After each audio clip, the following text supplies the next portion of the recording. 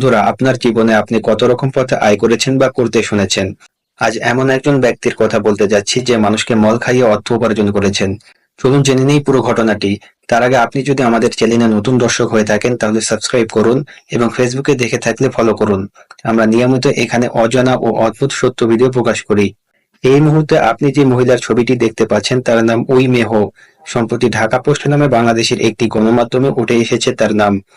তিনি একজন ধর্মীয় ব্যক্তি। ৫৪ বছরের এই নারী যিনি নিজেকে গড উইমেন বলে দাবি করেছেন।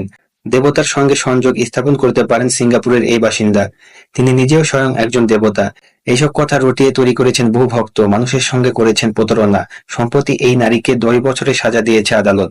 ভারতীয় গণমাধ্যম যিনি উইজের এক প্রতিবেদনে বলা হয়, প্রতারণা এবং মানুষের বিশ্বাসকে আঘাত করা সহ আরও ৫ অভিযোগে দোষী সাব্যস্ত করা হয়েছে এই নারীকে।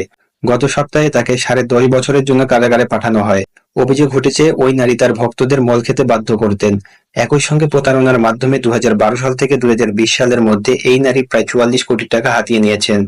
উইমেহ ভারতীয় আধ্যাত্মিক নেতা শ্রী শক্তি নারায়ণী আম্মায় বিশ্বাসী, যিনি ভারতের প্রায় ৩০ জন অনুসারীর একটি দলের নেতৃত্ব দেন। অনুসারীদের মধ্যে ১০ জনকে তার সঙ্গে রাখতেন, যেন তারা সবসময় ওই নারীর জন্য সেবা করতে পারেন। ২০২০ সালের মাঝামাঝিতে কয়েকজন অনুসারী উইমেহর বিরুদ্ধে পুলিশে অভিযোগ দায়ের করেন। শারীরিক নির্যাতন, টাকা হাতিয়ে নেওয়া সহ একাধিক অভিযোগ আনা হয়। পরে ২০২০ সালের অক্টোবরে এই নারীকে গ্রেফতার করে বিচারের মুখোমুখি করা হয়। ২০১২ সাল থেকে প্রায় ৮ বছর ধরে এই গোষ্ঠীর নেতৃত্বে দিয়েছিলেন এই মহিলা।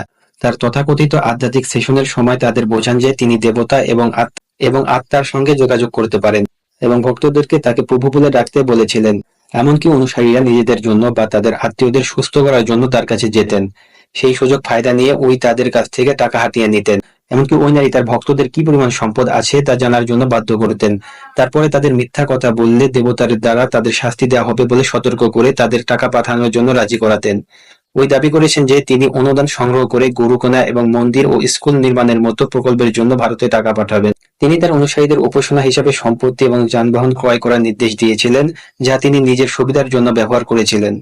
২০১২ সাল থেকে ২০২০ সালের মধ্যে ওই নারী প্রায় ৪৪ কোটি টাকা হাতিয়ে নিয়েছেন। ওই তার অনুসারীদের মধ্যে ১০ জনকে তার সঙ্গে রেখেছিলেন, যাতে তারা সবসময়ের জন্য সেবা করতে পারে। শুধু তাই নয়, সে তাদেরকে ভারতে পাঠিয়েছিলেন গরু কেনা এবং মন্দির স্কুল নির্মাণের মতো কাজের জন্য। ওই তার ভক্তদের রীতিমতো বাধ্য করেছিলেন যে তার জন্য মুদির জিনিস কেনা, রান্না করা, ঘর পরিষ্কার করা, তাকে নিয়ে যাতায়াত করার জন্য। কথার অমান্য করলে ভক্তদের সহিংস এবং অবমাননাকর শাস্তির মুখোমুখি করতে হতো, যার মধ্যে রয়েছে বেত বা পেইন্ট ব্রাশ দিয়ে আঘাত করা, কাঁচি দিয়ে ছুরি আঘাত করা, দাঁত টেনে বের করা, মানুষের মল খেতে বাধ্য করা এবং একটি বিল্ডিং এর ২য় তলা থেকে লাফ দিতে বাধ্য করা। বন্ধুরা, এই ছিল আমাদের আজকের ভিডিও। ভিডিওটি কেমন লেগেছে তা কমেন্টে জানাতে ভুলবেন না এবং এইরকম আরো অজানা অদ্ভুত সত্য ভিডিও দেখতে আমাদের চ্যানেলটি সাবস্ক্রাইব করে রাখুন এবং ফেসবুকে দেখে থাকলে ফলো দিয়ে রাখুন।